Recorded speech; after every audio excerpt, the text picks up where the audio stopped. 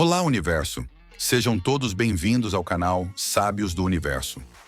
O tema do ódio e das em algum momento terão que dar em ser mas a realidade apresenta ao longo da vida há pessoas que por essas razões ou até mesmo isso de maneiras sutis, disfarçadas de passivo-agressivos ou de forma explícita e direta. No entanto, entender as razões por trás dessas atitudes pode ser uma poderosa ferramenta para enfrentá-las de maneira mais inteligente e eficaz. O ódio, em sua essência, geralmente tem mais a ver com quem odeia do que com quem é odiado. As pessoas que projetam sentimentos negativos geralmente estão lutando com questões internas que tornam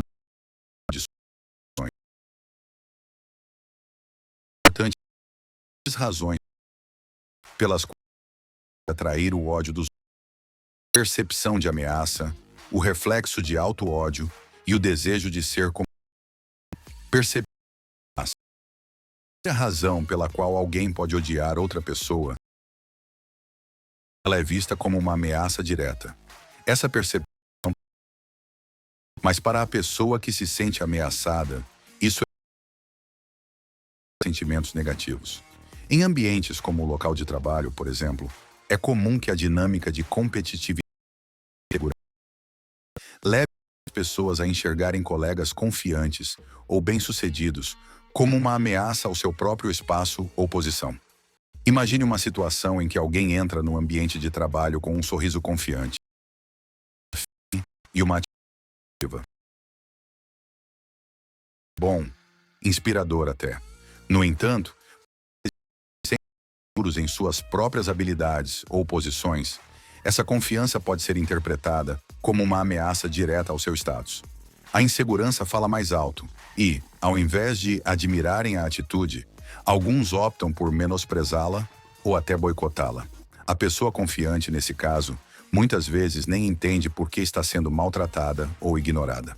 Pode parecer que não fez nada de errado e realmente não fez.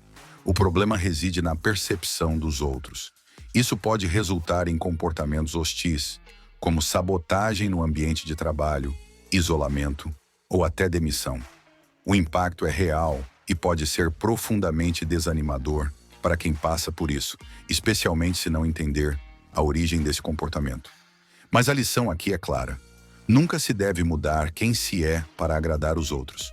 A confiança e a autenticidade são características que não devem ser diminuídas apenas para fazer os outros se sentirem mais confortáveis. Todos nós já passamos por situações em que tentamos agradar as pessoas que não gostam de nós, e isso pode ser uma armadilha perigosa. Há 3 tipos de pessoas no mundo: aquelas que vão amar quem você é, aquelas que são indiferentes e aquelas que irão te odiar.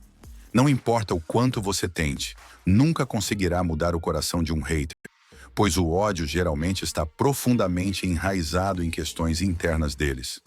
A solução não é agradar ou se moldar ao gosto dos outros, mas continuar sendo autêntico.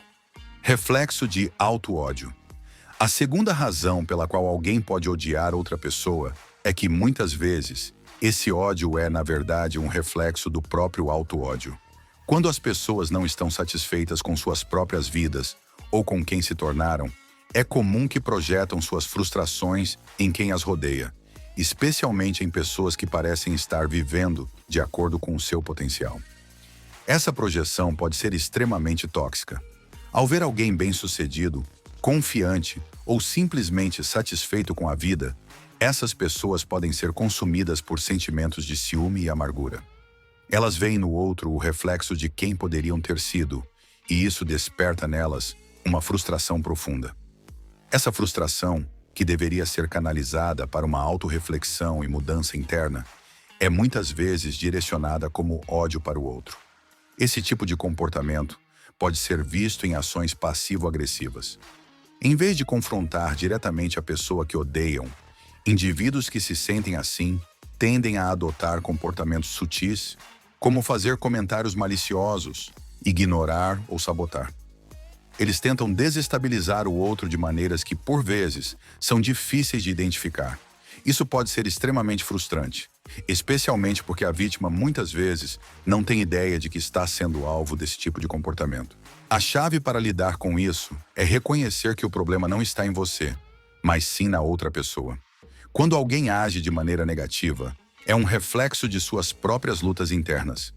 Passar horas tentando entender por que alguém te odeia ou age de forma cruel não vai trazer nenhuma solução. O que precisa ser entendido é que não há nada que você possa fazer para mudar a forma como essa pessoa se sente em relação a si mesma. O ódio que ela projeta em você é um subproduto do que ela sente por si própria. O importante aqui é não absorver a negatividade alheia. Entender que a origem desse comportamento está na insatisfação interna da outra pessoa ajuda a aliviar o peso emocional que essas situações podem causar.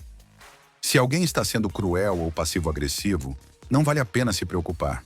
A melhor resposta é deixar de lado a necessidade de agradar ou resolver essa situação e focar em seguir em frente com sua própria vida, com a certeza de que o problema não é seu. Desejo de ser como o outro. A terceira razão pela qual alguém pode odiar é o desejo profundo de ser como o outro. Este talvez seja um dos mais difíceis de lidar, porque envolve um nível de comparação e inveja que muitas vezes é subconsciente. Quando alguém deseja ter o sucesso, as qualidades ou a vida de outra pessoa, pode se sentir inferior, e essa inferioridade pode se transformar em ressentimento e ódio. É natural que ao longo da vida, as pessoas olhem para os outros em busca de inspiração.